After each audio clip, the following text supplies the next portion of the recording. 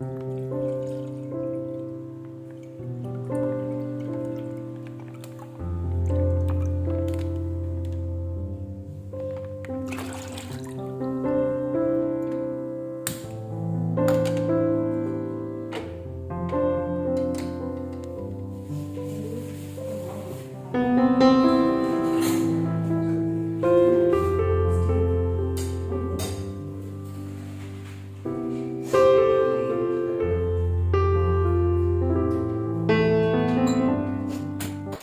Friends, good morning. Welcome back to the channel Krupa Malnad. ನಾನು ಕೃಪಾ. ನಿನ್ನೆ ನಾನು ಬಳೆ ಶಾಸ್ತ್ರದ ವಿಡಿಯೋ ಹಾಕಿದ್ದೆಲ್ಲ. ಇವತ್ತು ಅವ್ರ ಮನೇಲಿ ಮೆಹಂದಿ ಇದೆ. ಆದರೆ ಇವತ್ತು ಸಂಜೆ ನಾನು ಮೆಹಂದಿಗೆ ಹೋಗ್ತಾ ಇಲ್ಲ, ಯಾಕಂದರೆ ನನಗೆ ಇಲ್ಲೊಂದು ರಿಸೆಪ್ಷನ್ ಕೂಡ ಇದೆ ನಮ್ಮ ಪೇಟೆಲೇ. ಹಾಗಾಗಿ ಅಲ್ಲಿಗೆ ಹೋಗಬೇಕು. ಹಾಗಾಗಿ ನಾನು ಮೆಹಂದಿಗೆ ಹೋಗಲಿಲ್ಲ. ಶ್ರೇಯು ಮತ್ತು ನಮ್ಮ ಮನೆಯವರು ಸಂಜೆ ಮೆಹಂದಿಗೆ ಹೋಗಿ ಬಂದರು. ವಿಡಿಯೋನ ಎಡಿಟ್ ಮಾಡ್ತಾಯಿದ್ದೀನಿ. ತುಂಬ ಮಳೆ ಬರ್ತಾಯಿದೆ, ಗುಡುಗು ಮಿಂಚು ಸಿಡ್ಲು ಎಲ್ಲ ತುಂಬ ಇತ್ತು ಇವತ್ತು. ತಿಂಡಿ ಏನು ಮಾಡೋದು ಅಂತ ನೆನ್ನೆ ಏನೂ ಪ್ರಿಪೇರ್ ಆಗಿರಲಿಲ್ಲ. ಹಾಗಾಗಿ ಸ್ವಲ್ಪ ಅನ್ನ ಇತ್ತು, ಆಮೇಲೆ ರಾತ್ರಿ ಅಕ್ಕಿನೂ ಕೂಡ ನೆನೆಸಿ ಇಟ್ಟಿದ್ದೆ ಅನ್ನದ ಜೊತೆಗೇ. ಅದನ್ನೇ ಹಾಕಿಬಿಟ್ಟು ರೊಟ್ಟಿ ಮಾಡೋಣ ಅಂತ ನಮ್ಮ ಮನೆಯವ್ರಿಗೆ ನಿನ್ನೆ ಸಂಜೆ ಬದನೆಕಾಯಿ ತರೋದಕ್ಕೆ ಹೇಳಿದ್ದೆ. ಆವಾಗ ಅವರು ಬದನೆಕಾಯಿ ತಂದಿದ್ದರು. Good morning. ನಮ್ಮ ಮನೆಯವರು ಊರಿಗೆ ಹೋದರು. ನಿನ್ನೆ ಇದು ಬಳೆಶಾಸ್ತ್ರ ಮುಗಿಸ್ಕೊಂಡು ಬಂದಿದ್ದು ಲೇಟಾಗಿತ್ತು. ಬಳೆಶಾಸ್ತ್ರ ಎಲ್ಲ ಮುಗೀತು. ಆಮೇಲೆ ಅದು ಕರ್ಜಿಕಾಯಿ ಮಾಡೋದು ಅದೆಲ್ಲ ಆಯಿತು. ಆಮೇಲೆ ತಿಂಡಿ ತಿಂದು ಒಂದು ಸ್ವಲ್ಪ ಅವರು ಎದುರುಗಡೆ ಮನೆಯವ್ರ ಮನೆಗೆಲ್ಲ ಹೋಗಿ ಬಂದಾಗ 6:30 ಆಗಿತ್ತು ಅನಿಸುತ್ತೆ. ನಾವೇನು ಊಟ ಏನೂ ಮಾಡಲಿಲ್ಲ. ಶ್ರೇಯುಗೆ ಚಿನ್ನಿಗೆ ಮಾಡಿದ ಒಂಚೂರು ಪಲಾವ್ ಇತ್ತು, ಅವನೊಂಚೂರು ಪಲಾವ್ ತಿಂದ. ಅವರು ರಾತ್ರಿ ಊಟಕ್ಕೆ ಅಲ್ಲಿಗೆ ಬನ್ನಿ ಅಂತ ಕರೆದ್ರು. ನಾವು ಅಲ್ಲಿಂದ ಬರ್ಬೇಕಿದ್ರೆ ಹೋಗೋಣ ಅಂತಲೇ ಹೇಳಿ ಬಂದ್ವಿ.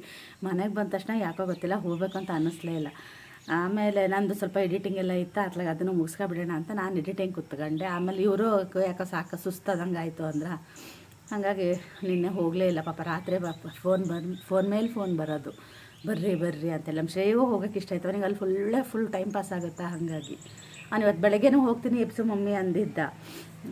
ಇವತ್ತು ಮಧ್ಯಾಹ್ನ ಏನೂ ಇಲ್ಲ, ಸಂಜೆ ಮೆಹಂದಿ ಇದೆ ನಮಗೆ. ಇವತ್ತು 2 ಫಂಕ್ಷನ್ ಇದೆ. ಸಂಜೆ ಮೆಹಂದಿ ಇದೆ, ಒಂದು ರಿಸೆಪ್ಷನ್ ಕೂಡ ಇಲ್ಲೇ ನಮ್ಮ ರಿಪ್ಪನ್ಪೇಟೆಯಲ್ಲಿದೆ. ಹಾಗಾಗಿ ನಾವು ನೋಡ್ತೀವಿ ಎಲ್ಲಿಗೆ ಹೋಗ್ತೀವಿ ಅಂತ. ಇವರು ಮೆಹಂದಿಗೆ ಒಂದು 10 ನಿಮಿಷ ಹೋಗಿ ರೆಡಿಯಾಗಿ ಅಲ್ಲೊಂದು ಸ್ವಲ್ಪ ಹೊತ್ತಿದ್ದು ವಾಪಸ್ ಇಲ್ಲಿ ರಿಸೆಪ್ಷನಿಗೆ ಬರೋಣ ಅಂತಿದ್ದಾರೆ. ಏನೇನಾಗುತ್ತೋ ಗೊತ್ತಿಲ್ಲ. ನೆನ್ನೆಯಿಂದ ಮದುವೆ ಮನೆ ಇದು ಶುರುವಾಗಿದೆ. ನಾನು ಒಂದು ಸ್ವಲ್ಪ ಜಾಸ್ತಿ ವಿಡಿಯೋ ಮಾಡಿಕೊಂಡೆ.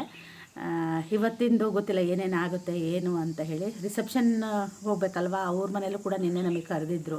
ಮಡ್ಲು ದುಂಬೋದು ಅಂತ ಇತ್ತು. ನಾನು ಅವ್ರ ಮನೆಗೆ ಪಾಪ ಎಂಥ ಫಂಕ್ಷನಿಗೂ ಹೋಗಿಲ್ಲ. ಅವ್ರು ತುಂಬ ಆಸೆ ಮಾಡಿ ಕರೀತಾರೆ ನಮ್ಮನ್ನು. ಆದರೆ ನನಗೆ ಹೋಗೋಕ್ಕೆ ಆಗಿಲ್ಲ ನನಗೆ. ಅದೇ ಇವತ್ತು ರಿಸೆಪ್ಷನಿಗೆ ಹೋಗಲೇಬೇಕು. ನಾಳೆ ನಮ್ಮ ಮನೆಯವರಿಗೆ ದಾರೆ ಇದೆ, ದಾರೆಗೂ ಹೋಗಿ ಬನ್ನಿ ಅಂತ ಹೇಳಿದ್ದೀನಿ. ಹ್ಞೂ ಅಂತ ಹೇಳಿದ್ದಾರೆ. ಇಲ್ಲೇ ನಮ್ಮ ರಿಪ್ಪನ್ಪೇಟೆಯಲ್ಲೇನಾ, ಹಾಗಾಗಿ ನಾವು ಊರಿಗೆ ಹೋಗಿ ಬರ್ತೀವಲ್ವ, ಆ ರೋಡಲ್ಲೇ ಇದೆ ಶಿವ ಮಂದಿರ ಅಂತ, ಅಲ್ಲೇನಾ, ಹಂಗೆ ನಿಮಗೆ ಈಸಿ ಆಗುತ್ತೆ ಅಂತ. ನಾನು ಮಗ ಸೇರಿ ಹೋಗ್ಬರ್ತೀವಿ ಅಂತ ಹೇಳಿದ್ದಾರೆ. ರಿಸೆಪ್ಷನ್ ಇದು ಬೆಳಗ್ಗೆ ದಾರೆ ಇರುತ್ತಲ್ವ, ಬೇಗ ಇದೆ. ತಿಂಡಿ ತಿಂದು ದಾರೆ ಮುಗಿಸ್ಕೊಂಡು ಬಂದರೆ ನಾವು ಮತ್ತು ಆ ಕಡೆ ಅಲ್ಲೂ ಮಡ್ಲು ತುಂಬದಿದೆ. ಇವರು ಫ್ರೆಂಡ್ ಮಗಳಿದ್ದು, ಇವರಿಗೆ ಅತ್ತೆ ಮಗನ ಮಗಳಾಗ್ತಾಳೆ.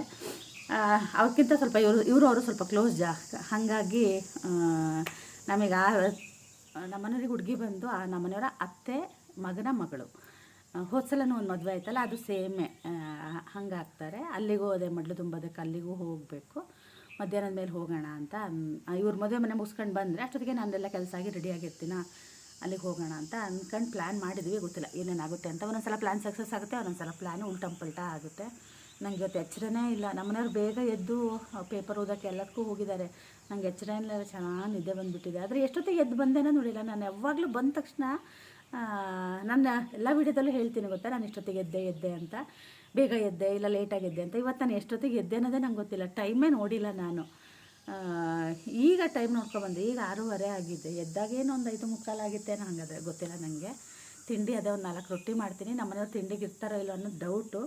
ಶ್ರೇಯಿ ರೊಟ್ಟಿ ಮಾಡಿ ಬದನೆಕಾಯಿ ಬಜ್ಜಿ ಮಾಡು ಅಂದಿದ್ದ. ಹಾಗಾಗಿ ರೊಟ್ಟಿ ಮಾಡಿ ಬದನೆಕಾಯಿ ಬಜ್ಜಿಗೆ ಈಗ ಹಿಟ್ಟು ಬಂದಿದ್ದೀನಿ. ನಮ್ಮನೆಯವ್ರು ಹೋದರು, ಹಾಗಾಗಿ ಅವ್ರು ಹೋದ್ರು ಅಂತ ಸ್ವಲ್ಪ ಹೊತ್ತು ಕುತ್ಕೊಂಡಿದ್ದೀನಿ. ಈಗ ಹೊರಗಡೆ ಕಸ ಹೊಡಬೇಕು, ಒಳಗಡೆ ಹೊಡೆದ್ಬಿಟ್ಟು ಇಲ್ಲಿ ರಂಗೋಲಿ ಹಾಕಬೇಕು. ದೇವ್ರ ಕೊನೆಗೂ ಇಲ್ಲ ಇವತ್ತು, ಏನೂ ಆಗಿಲ್ಲ. ಎಲ್ಲರೂ ಫಂಕ್ಷನಿಗೆ ಹೋಗಿ ಬಂದ ತಕ್ಷಣ ಒಂಥರ ಅನಿಸುತ್ತೆ. ಆಮೇಲೆ ಮಾರನೇ ದಿನವೂ ನನಗೆ ಅಲ್ಲಿ ಏನು ಕೆಲಸ ಮಾಡಿರಲ್ಲ, ಏನಿಲ್ಲ. ಅಲ್ಲಿ ಕುತ್ಕೊಂಡೆ ಜನರ ಜೊತೆ ಕುತ್ಕೊಂಡೆ ಸುಸ್ತಾಗಿರುತ್ತೆ, ಹಾಗಾಗುತ್ತೆ.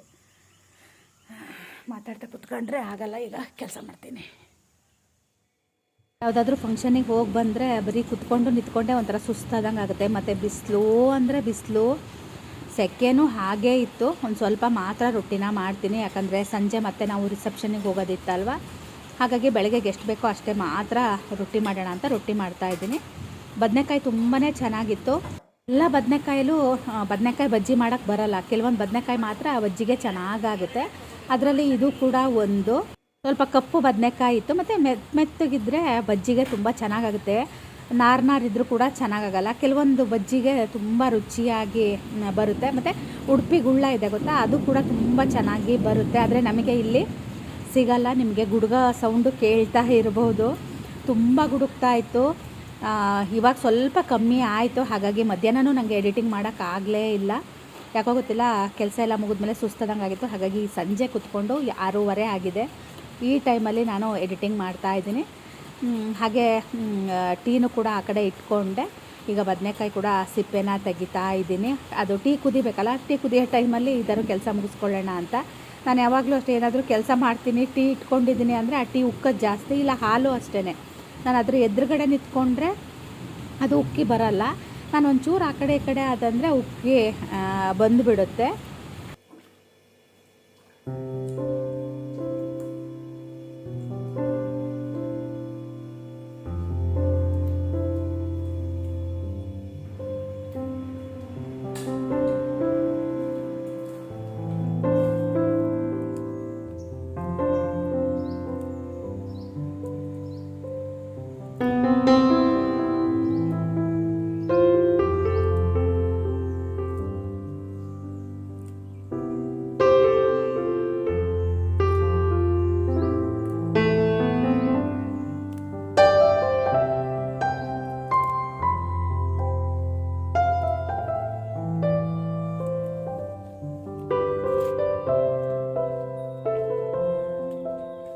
ನೆನ್ನೆ ಸಂಜೆ ಯಾಕೋ ಗಿಡಕ್ಕೆ ನೀರು ಬಿಡಬೇಕು ಅಂತ ಅನ್ನಿಸ್ಲಿಲ್ಲ.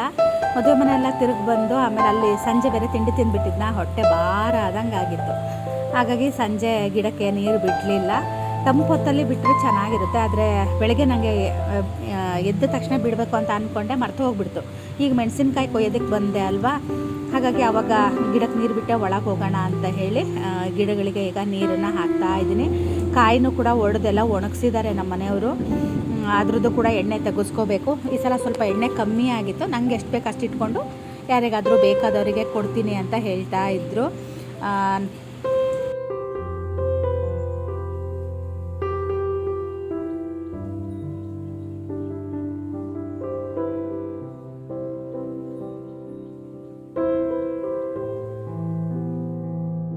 ಮಾವಿನಕಾಯಿ ಚಟ್ನಿ ಇತ್ತು, ಹಾಗಾಗಿ ನಾನು ಪಲ್ಯ ಏನೂ ಮಾಡಲಿಲ್ಲ. ಬರೀ ಬಜ್ಜಿ ಒಂದು ಮಾಡೋಣ ಅಂತ ಮಾಡ್ತಾಯಿದ್ದೀನಿ. ಮತ್ತು ಏನು ಮಾಡಿದ್ರೂ ಉಳಿಯುತ್ತೆ, ಎಷ್ಟು ಕಮ್ಮಿ ಮಾಡಿದ್ರೂ ಮತ್ತೆ ಉಳಿದ್ರೆ ಸುಮ್ಮನೆ ಅದು ಮುಸ್ರೆಗೆ ಹಾಕೋದೇನೆ. ಅದಕ್ಕೇ ಬಜ್ಜಿ ಮಾತ್ರ ಮಾಡಿದೆ. ತಿಂದಾದರೆ ಶ್ರೇಯು, ಅವನಿಗೆ ಬೆಂಡೆಕಾಯಿ ಬಜ್ಜಿ, ಬದನೆಕಾಯಿ ಬಜ್ಜಿ, ಮುಂಚೆ ಬದನೆಕಾಯಿ ಬಜ್ಜಿ ಅವನು ಅಷ್ಟೊಂದು ತಿಂತಿರಲಿಲ್ಲ. ಬೆಂಡೆಕಾಯಿ ಬಜ್ಜಿ ತುಂಬ ಇಷ್ಟಪಟ್ಟು ತಿಂತಾ ಇದ್ದ. ಇವಾಗ ತಿಂತಾನೆ ಬದನೆಕಾಯಿ ಬಜ್ಜಿನೂ ಕೂಡ. ಹಾಸ್ಟೆಲಿಗೆ ಹೋದ್ಮೇಲೆ ಸ್ವಲ್ಪ ಬೇರೆ ಬೇರೆ ಎಲ್ಲ ತಿನ್ನೋಕ್ಕೂ ಶುರು ಮಾಡಿದ್ದಾನೆ.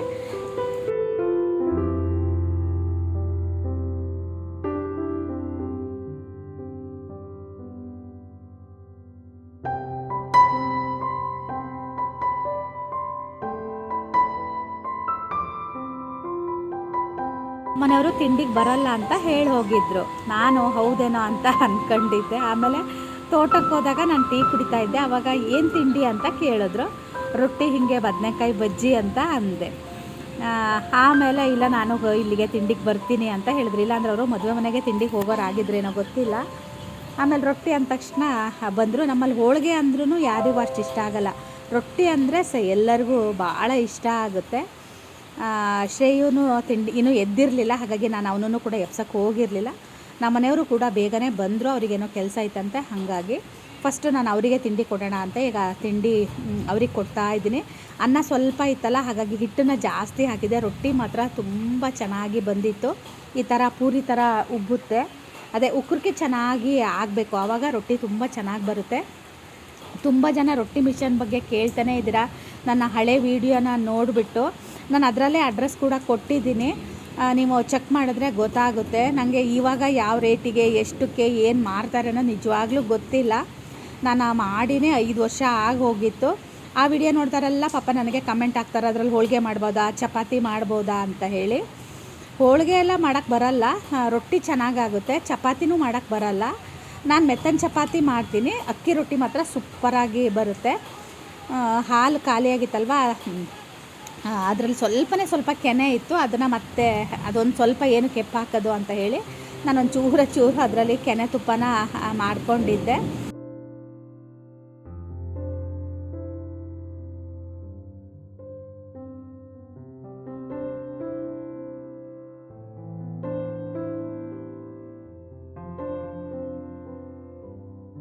ಶ್ರೇಯು ಟ್ಯೂಷನಿಗೆ ಹೋಗೋದಕ್ಕಿಂತ ಮುಂಚೆ ಸ್ವಲ್ಪ ಡೈನಿಂಗ್ ಟೇಬಲ್ ಒರೆಸ್ಕೊಡೋ ಅಂತ ಅಂದೆ.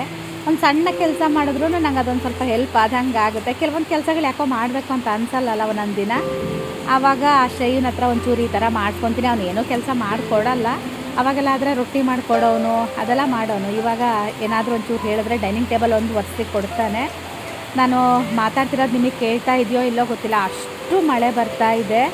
ಆ ಮಳೆ ಸೌಂಡೇ ನನಗೆ ಕೇಳ್ತಾ ಇದೆ. ಎಡಿಟಿಂಗಲ್ಲಿ ನಾನು ಆದಷ್ಟು ಜೋರಾಗಿ ಮಾತಾಡ್ತಾ ಇದ್ದೀನಿ, ಆದರೂ ನಿಮಗೆ ಕೇಳುತ್ತಾ ಇಲ್ವೋ ನನಗೆ ಗೊತ್ತಿಲ್ಲ.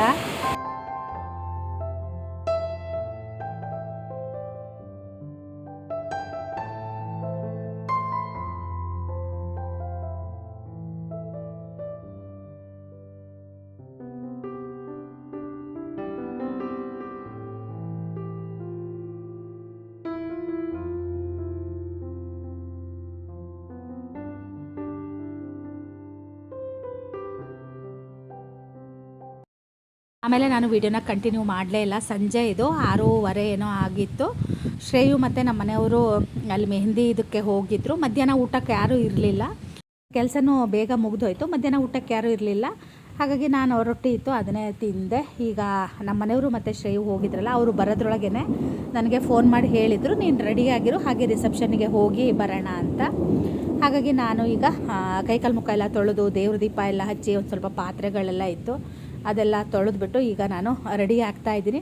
ಫಂಕ್ಷನ್ಗಳಿಗೆ ಹೋಗೋಕ್ಕೆ ಮಧ್ಯಾಹ್ನದಕ್ಕಿಂತ ಸಂಜೆ ಟೈಮ್ ಒಂಥರ ಚೆನ್ನಾಗಿ ಅನಿಸುತ್ತೆ.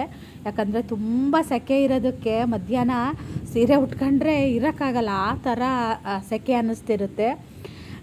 ಯಾವಾಗಾದರೂ ಮನೆಗೆ ಬರ್ತೀನೋ, ಯಾವಾಗಾದರೂ ಬಟ್ಟೆ ಸೀರೆ ಚೇಂಜ್ ಮಾಡ್ತೀನೋ ಅಂತ ಅನ್ನಿಸ್ತಿರುತ್ತೆ. ನಾನು ತುಂಬ ರೀಲ್ಸ್ಗಳಲ್ಲಿ ನೋಡ್ತಾ ಇದ್ದೆ. ಬಂದು ನಮಗೆ ಯಾವುದು ಕಂಫರ್ಟೇಬಲ್ ಆಗುತ್ತೋ ಆ ಡ್ರೆಸ್ ಹಾಕಿದ್ರೆ ನಮಗೊಂಥರ ಸಮಾಧಾನ ಅಂತ ಅನಿಸುತ್ತೆ. ನನಗೂ ಹಾಗೆ ಅನ್ನಿಸ್ತಾ ಇತ್ತು. ಮದುವೆ ಮನೆಗೆ ಹೋಗಿ ವಾಪಸ್ ಬಂದು ಯಾವಾಗಾದ್ರೂ ಬಟ್ಟೆ ಚೇಂಜ್ ಮಾಡ್ತೀನೋ ಅನ್ನೋ ಥರ ಆಗ್ತಾಯಿತ್ತು. ಚಿನ್ನಿ ಒಂದು ನನಗೆ ಇದನ್ನು ಕೊಟ್ಟಿದ್ಲು, ಸನ್ಸ್ಕ್ರೀನ್ ಕೊಟ್ಟಿದ್ಲು, ತುಂಬ ಚೆನ್ನಾಗಿತ್ತು. ಇವತ್ತು ನಾನು ಬರೀ ಅದನ್ನು ಮಾತ್ರ ಹಚ್ಚೋಣ ಅಂತ ಅದನ್ನೇ ಹಚ್ಚಿ ಸ್ವಲ್ಪ ಫೌಂಡೇಶನ್ ಹಚ್ಚಿದೆ. ಲ್ಯಾಕ್ಮಿ ಅವ್ರದ್ದು ಟಿಂಟೆಡ್ ಅದು. ರಾತ್ರಿ ಏನದು ಹಚ್ಚೋ ಅವಶ್ಯಕತೆ ಇಲ್ಲ, ಆದರೆ ಚಿನ್ನಿ ಹೇಳಿದ್ಲು ಅದನ್ನು ಹಚ್ಚು ಮಮ್ಮಿ ಸಾಕು ನಿಂಗೆ ಅಂತ ಹೇಳಿದ್ಲು. ಹಾಗಾಗಿ ನಾನು ಅದನ್ನು ಟ್ರೈ ಮಾಡಿದೆ. ನನಗೆ ಅದು ತುಂಬಾ ಇಷ್ಟ ಆಯಿತು.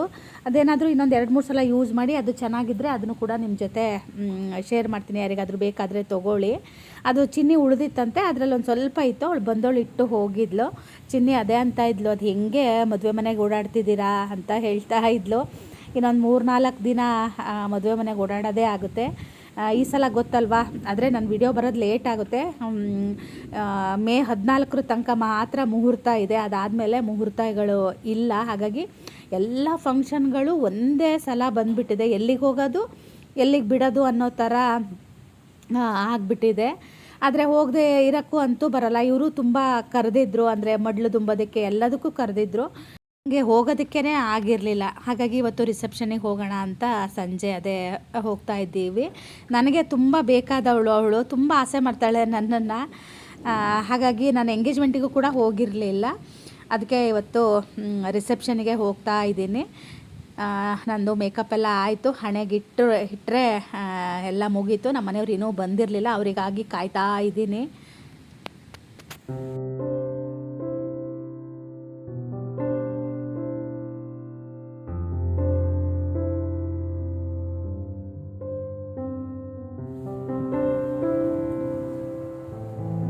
ರಿಸೆಪ್ಷನ್ ಅಲ್ವಾ, ಸುಮ್ಮನೆ ಒಂದು ಫ್ಯಾನ್ಸಿ ಸೀರೆ ಉಡೋಣ ಅಂತ ಅಂದ್ಕೊಂಡಿದ್ದೆ. ಆಮೇಲೆ ಯಾಕೋ ಬೇಡ, ರೇಷ್ಮೆ ಸೀರೆನ ಉಟ್ಟುಬಿಡೋಣ ಅಂತ ಹೇಳಿ ತೆಗೆದೆ. ಆಮೇಲೆ ಅದನ್ನು ಐರನ್ ಕೂಡ ಮಾಡಿಕೊಂಡು ರೇಷ್ಮೆ ಸೀರೆನೇ ಉಟ್ಕೊಂಡೆ.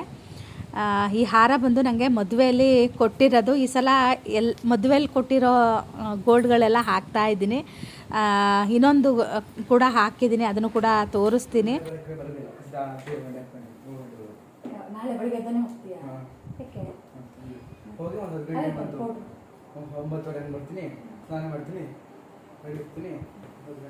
ಇಲ್ಲೋ ರೆಡಿ ಆದ್ವಿ. ಶ್ರೇಯಿಗೆ ಫೋಟೋ ತೆಗಿ ಅನ್ಬೇಕು. ನಮ್ಮ ಮನೆಯವರಿಗೆ ಕಾಡ್ತಿದ್ನ, ಈಗ ಶ್ರೇಯಿಗೆ ಕಾಡ್ತಾ ಇದ್ದೀನಿ. ನೀರು ಇದು ಮಾಡ್ಕೊಂಡು ಮುಂಚೂರು ಇದು ಮಾಡ್ಕೋಬೇಕು. ನೀರು ಎಂತಕ್ಕೆ ನಿಮಗೆ? ವೆಟ್ ವೈಪ್ ಐತೆ ನೋಡು, ಅದರಲ್ಲಿ ಏನು ಮಾಡಿ ಬೆಳಗ್ಗೆ ಎದ್ದಾನ ಒಂದೊಂದಿನ ವೆಟ್ ವೈಪ್ ಇರುತ್ತಲ್ಲ, ಅದರಲ್ಲಿ ಮುಖ ಒರೆಸ್ಕೊಂತಾನೆ. ನಾನು ಅಂದೆ ಭಾರಿ ಶ್ರೀಮಂತ ಮಗ ನೀನು ಅಂತ ಅಂದೆ ನಾನು. ಈಗ ಅದ್ಯಾಕೋ ಅದು ಇಷ್ಟ ಆಗ್ತಿಲ್ಲ ಅಂತೆ ವೈಪ್ಸು. ಮೇಕಪ್ ರಿಮೂವ್ ಮಾಡೋದಕ್ಕೆ ವೆಟ್ ವೈಪ್ಸ್ ತುಂಬ ಚೆನ್ನಾಗಾಗುತ್ತೆ. ಗ್ರೀನ್ ಕಲರ್ದಿದ್ದರೆ ಮ್ಯಾಚ್ ಆಗಿರೋದು ಗ್ರೀನ್ ಕಲರ್ ಬಳೆ ಹಾಕಿದ್ದೀನಿ. ನಿನ್ನೆ ಬಳೆ ಶಾಸ್ತ್ರದಲ್ಲಿ ಇಟ್ಟಿದ್ರಲ್ಲ, ಸುಮ್ಮನೆ ಹಾಕೋದೇ ಇಲ್ಲ, ಹಾಗಾಗಿ ಇವತ್ತು ಹಾಕೋಣ ಅಂತ ಹಾಕಿದ್ದೀನಿ. ಈಗ ರಿಸೆಪ್ಷನ್ಗೆ ಹೋಗ್ತಾ ಇದ್ವಿ. ಗೊತ್ತಿಲ್ಲ ವಿಡಿಯೋ ಮಾಡ್ತೀನೋ ಇಲ್ವೋ ಏನೋ ಎತ್ತ ಅನ್ನೋದು. ಹಾಗೆ ಇಲ್ಲಿಗೆ ಬ್ಲಾಗ್ನು ಮುಗಿಸ್ತೀನೋ ಅಥವಾ ನಾಳೆದು ಬ್ಲಾಗ್ ಸೇರಿಸಿ ಇದಕ್ಕೆ ಹಾಕ್ತೀನೋ, ಏನೇನು ಆಗಿದೆ ಅನ್ನೋದು ನನಗೂ ಗೊತ್ತಿಲ್ಲ. ಇವತ್ತು ಹೆಚ್ಚಿಗೆ ಬ್ಲಾಗ್ನು ಮಾಡ್ಕೊಳ್ಳಲಿಲ್ಲ, ಮಾಡೋದಕ್ಕೆ ಏನೂ ಇರಲಿಲ್ಲ, ಹಾಗಾಗಿ ಬ್ಲಾಗ್ ಹೆಚ್ಚಿಗೆ ಆಗಲಿಲ್ಲ. ಏನು ನಾಳೆ ಇವತ್ತು ಅಲ್ಲಿ ಮೆಹಂದಿ ನಡೀತಾ ಇದೆ. ಇವ್ರು ಹೋಗಿದ್ರು ಮೆಹಂದಿ ಹೋಗಿ, ಇದು ಸ್ಟಾರ್ಟ್ ಆಗಿರಲಿಲ್ಲ. ಹೌದಾ? ಇವ್ರು ಹೋಗಿ ಮಸಾಲ ಮಂಡಕ್ಕಿ ಇವತ್ತು ಸ್ಪೆಷಲ್ 10 ಗಂಟೆ ಹೋಗ್ತಾರಂತ. ಮತ್ತೆ ಇದು ನಾವು ಹೊಸನಗರದಲ್ಲಿ ಯಾವಾಗಲೂ ಮಸಾಲ ಮಂಡಕ್ಕಿ ತಿಂತಿದ್ವಿ ಅಂತಿದ್ದೆ ಗೊತ್ತಾ. ಅವ್ರನ್ನ ಕರೆಸಿದ್ದಾರೆ, ರಾಘು ಅಂತ ಹೇಳಿ. ತುಂಬ ಚೆನ್ನಾಗಿರುತ್ತೆ ಅವ್ರ ಮಂಡಕ್ಕಿ. 2 ಥರ ಖಾರ ಅಂತೆ, ಒಂದು ಹಸಿರು ಖಾರ, ಒಂದು ಕೆಂಪು ಖಾರದ್ದಂತೆ. ಶೈವ 2 ಒಂದೊಂದು ತಿಂದು ಟೀ ಕುಡಿದು ಆಮೇಲೆ ಇದು ಒಂದೊಂದು ಮೆಣಸಿನ್ಕಾಯಿ ಬಜ್ಜಿ ಅಂತೆ. ಕಾಂಬಿನೇಷನ್ ಒಂಥರ ಚೆನ್ನಾಗಿರುತ್ತಲ್ವ, ಅದನ್ನು ಮಾಡಿಸಿದ್ರಂತೆ. ನನಗೆ ಕರೆದ್ರು, ನಾನು ಇಲ್ಲಪ್ಪ ಮತ್ತೆ ಇಲ್ಲಿಂದ ರೆಡಿಯಾಗಿ ಅಲ್ಲಿಗೆ ಹೋಗಿ ಅದು ಒಂಥರ ಒದ್ದಾಟ ಆದಂಗೆ ಆಗುತ್ತೆ. ನೀವು ಹೋಗಿ ಬನ್ನಿ, ನಾನು ಅಷ್ಟೊತ್ತಿಗೆ ರೆಡಿಯಾಗಿರ್ತೀನಿ ಅಂತ ನಾನು ಆರಾಮಾಗಿ ನಿಧಾನಕ್ಕೆ ರೆಡಿಯಾಗಿದ್ದೀನಿ. ಹೆಂಗೆ ಕಾಣ್ತಾ ಇದ್ದೀನಿ ಅಂತ ಕಮೆಂಟಲ್ಲಿ ಹೇಳಿ. ಈಗ ರಿಸೆಪ್ಷನ್ಗೆ ಹೋಗಿ ಬರೋದು. ಆದರೆ ಒಂದು ಸ್ವಲ್ಪ ವಿಡಿಯೋ ಮಾಡ್ತೀನಿ. ಶ್ರೇಯ ಏನಾದರೂ ಒಂಚೂರು ಮಾಡಿಕೊಡು ಅಂದರೆ ಮಾಡಿದ್ರೆ ಮಾಡ್ಕೊತೀನಿ, ಇಲ್ಲ ಅಂದರೆ ನನಗೂ ಗೊತ್ತಿಲ್ಲ. ಬನ್ನಿ ಈಗ ರಿಸೆಪ್ಷನ್ಗೆ ಹೋಗೋಣ. ನನಗೆ ಈ ಹಾರ ಬಂದು ಮದುವೆಯಲ್ಲಿ ಕೊಟ್ಟಿರೋದು. ಅದು ಎಷ್ಟು ಗ್ರಾಮ್ ಇದೆ ಏನೋ ಅಂತ ನನಗೆ ಗೊತ್ತಿಲ್ಲ. ಅದನ್ನು ನಾನು ಹಾಕೇ ಇಲ್ಲ, 22-23 ವರ್ಷ ಆಯಿತು ಅನಿಸುತ್ತೆ. ಇವತ್ತು ನನಗೆ ಯಾಕೋ ಹಾಕಬೇಕು ಅಂತ ಅನ್ನಿಸ್ತು. ನಾನು ಅಂದೆ ನಮ್ಮ ಮನೆಯವರಿಗೆ, ಹಾಕ್ಲಾ ಅಂತ ಕೇಳಿದೆ. ಕೆಲವೊಂದು ಸಲ ಹಾಗೆ ಅಲ್ವಾ, ಈಗ ಹಳೇದು ಅಂತ ಅನಿಸಿದ್ರೆ ಅದು ಬೇಡ ಅನಿಸುತ್ತೆ. ಈಗ ಹೊಸ ಡಿಸೈನ್ ಬಂದಿರೋದಕ್ಕೆ ಅದನ್ನೇ ಹಾಕೋಣ ಅಂತ ಅನಿಸುತ್ತೆ. ಆದರೆ ಓಲ್ಡ್ ಈಸ್ ಗೋಲ್ಡ್ ಅಂತಾರೆ ಗೊತ್ತಾ, ಅದೇ ಥರ ಹಳೆ ಬಂಗಾರನೇ ಅದೊಂಥರ ಚೆನ್ನಾಗಿ ಅನಿಸುತ್ತೆ. ನಮ್ಮ ಅಮ್ಮಂದು ನಮ್ಮ ಅಜ್ಜ ನಮ್ಮ ಅಮ್ಮಂಗೆ ಒಂದು ನೆಕ್ಲೆಸ್ ಕೊಟ್ಟಿದ್ದರು. ಅದರದ್ದು ನಮ್ಮಮ್ಮ ಅದೆಲ್ಲ ಮುರಿಸಿ ಅದು ಇದು ಏನೇನೋ ಮಾಡಿಸಿದ್ರು. ನಾನು ಅದರದ್ದು ಪೆಂಡೆಂಟ್ ಮಾತ್ರ ಇಟ್ಕೊಂಡಿದ್ದೀನಿ. ಎಷ್ಟು ಚೆನ್ನಾಗಿದೆ ಗೊತ್ತಾ, ಒಂದಿನ ನಿಮಗೆ ತೋರಿಸ್ತೀನಿ.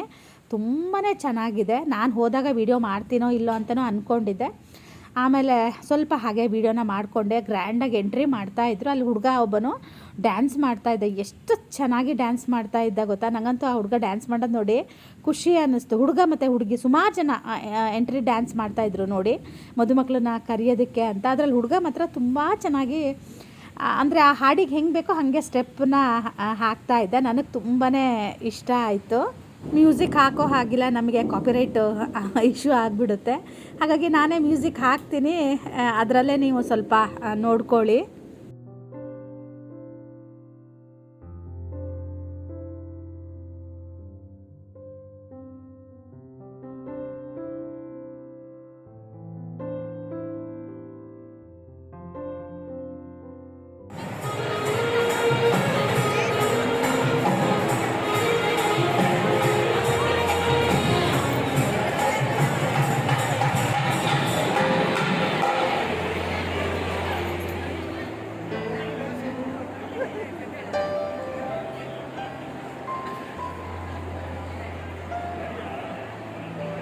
ಹುಡುಗಿಗೆ ಒಳ್ಳೆ ಬಾಯಿ ಮಾಡಿದ್ರು. ನಾನು ತುಂಬ ಆಸೆ ಮಾಡ್ತಾಳೆ. ಆರಾಮ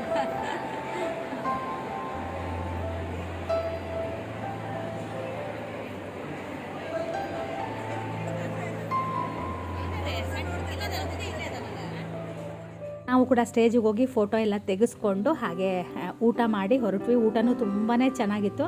ನಾನು ಮದುವೆ ಮನೆಗೆ ಹೋದಾಗೆಲ್ಲ ಅದನ್ನು ತುಂಬ ನೋಡ್ತಿರ್ತೀನಿ. ಏನಂದರೆ ಹಾರಗಳು ಇವಾಗಂತೂ ಎಷ್ಟು ಚಂದ ಹಾರಗಳು ಇರುತ್ತೆ. ನಮ್ಮ ಟೈಮಲ್ಲಿ ಇದೆಲ್ಲ ಇರಲೇ ಇಲ್ಲ. ಅದೊಂದು ಬೇಜಾರಾಗುತ್ತೆ ನನಗೆ.